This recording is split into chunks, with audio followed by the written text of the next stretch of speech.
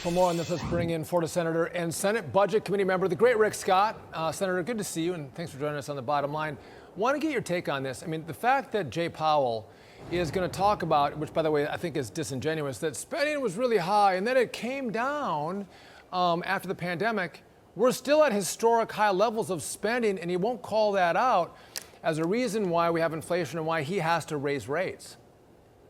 Well, he can't call it out because he supported it.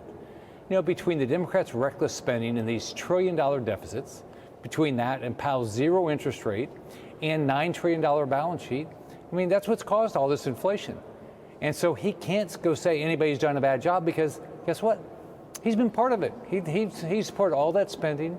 He's been the chair of the Federal Reserve. I mean, he has done a horrible job.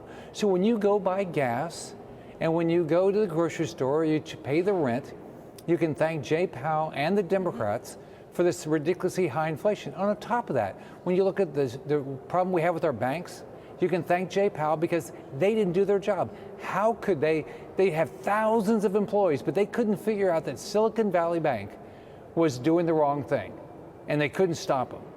I mean, this is just complete incompetence. So we've got to have more accountability. I mean, I want to know who's going to be held accountable at the Federal Reserve. I mean, look, I mean, it's probably the same people that were there in 2008. They did a bad job with that.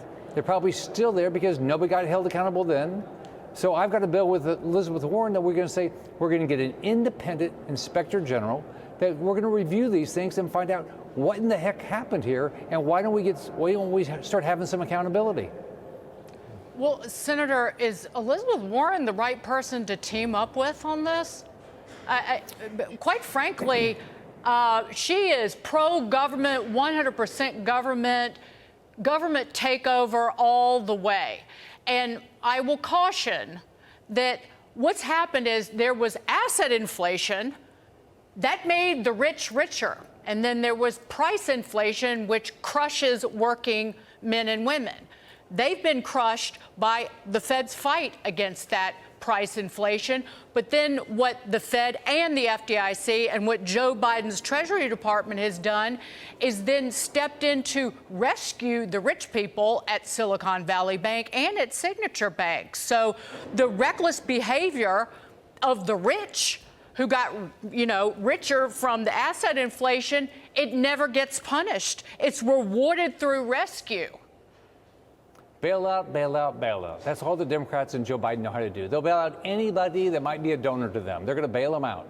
And so this has got to stop. We've got to have accountability. I grew up in a poor family. I was born to a single mom. We lived in public housing. I watched what she went through. I watched her try to put food on the table. I watched her struggle to do that. That's exactly what's happening all across this country, where poor families are saying, I can't put food on the table and pay for the gas with this ridiculously high inflation.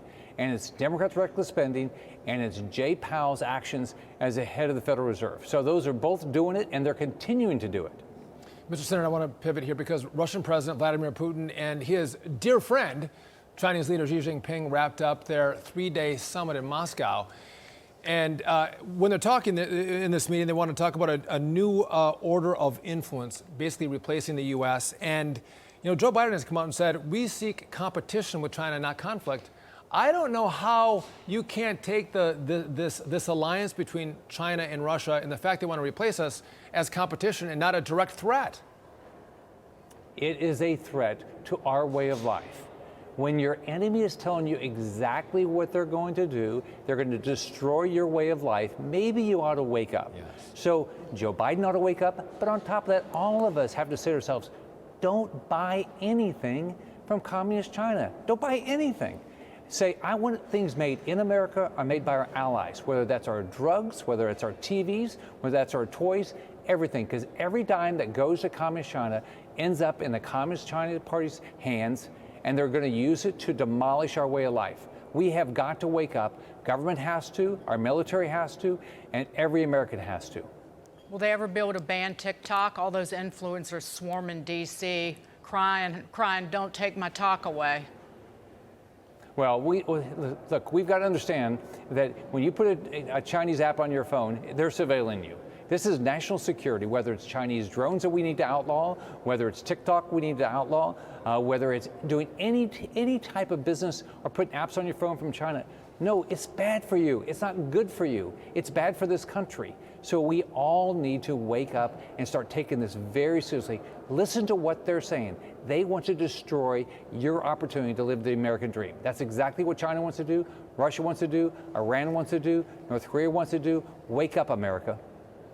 Senator Rick Scott, thank you for joining us. Always smart.